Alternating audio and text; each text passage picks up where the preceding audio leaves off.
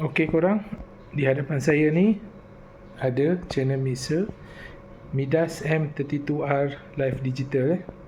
Okey, hari ni saya nak tunjuk cara-cara untuk kita nak buat mix group mix group ataupun subgroup Okey, macam mana cara kita nak buat dia? Jom kita tengok.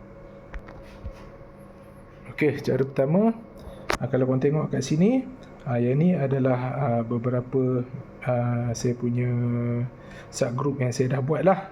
Yang ni saya dah buat, tapi macam mana kita nak buat baru? Okey, kita pergi ke kita punya fader layer. Okey, kita tekan bus 916. Okey, kita masih ada 4 lagi slot bus yang kosong Yang ni effects. Yang ni effects, kita tak payah kacau. Kita fokus kat sini. Okey, saya nak buat subgroup untuk bus 9 dan 10 ni. Saya nak jadikan dia stereo Tujuannya kita nak send bus ni pergi ke kita punya left right speaker Okey, macam mana kita nak buat? Mula-mula kita tekan select. Okey, dekat kita punya screen ni kita linkkan dia, confirm. Okey, sekarang ni channel ni dah link bila saya tolak fader ni dia sekali. Okey, dia dah link. Okey, sekarang ni untuk langkah seterusnya kita pergi ke config. Dekat config kita tukar kepada subgroup dan kita assign dia macam biasa, arrow key, confirm. Okey, kita dah assign mix bus ni kepada subgroup. So kadang-kadang kalau kita nak, orang kata tak nak terlupa ke apa ke, kita boleh set up kat sini lah. Kat icon ni, dekat sini kita boleh select lah. Kita boleh select, kita cari subgroup. Okey, ni subgroup.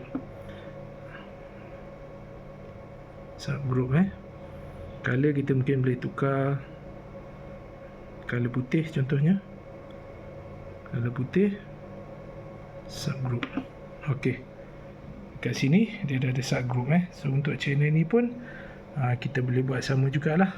Kita pergi kat screen, select je subgroup. Okey, kalau korang tengok, okey, dua-dua ada subgroup ini kita punya subgroup. Okey, macam mana kita nak send kita punya input ke group ni? Okey, sebelum tu kita dekat kita punya bus ni, subgroup kita ni, kita make sure kita tekan main stereo.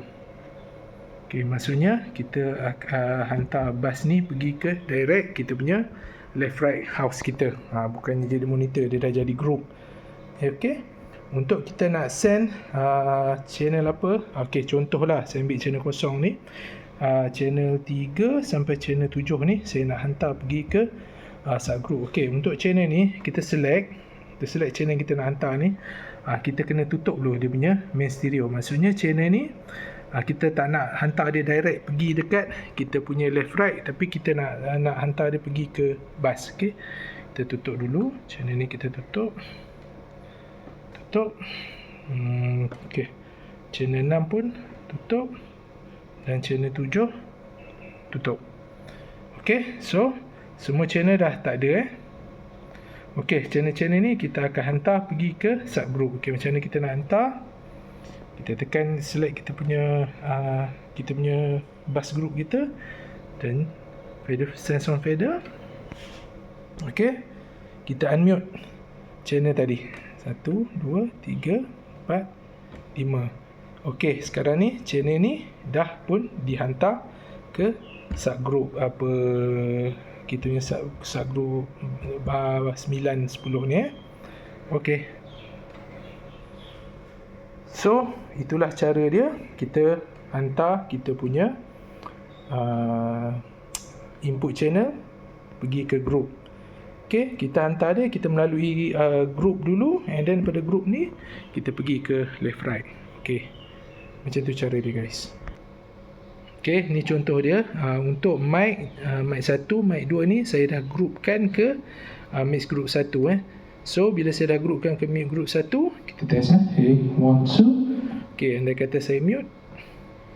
Hey, 1, 2, tak ada Hey, 1, 2, tak ada. So dekat mix group ni, hey, 1, 2, Maksudnya channel 1 dan 2 ni dah masuk dalam subgroup ni. Okey.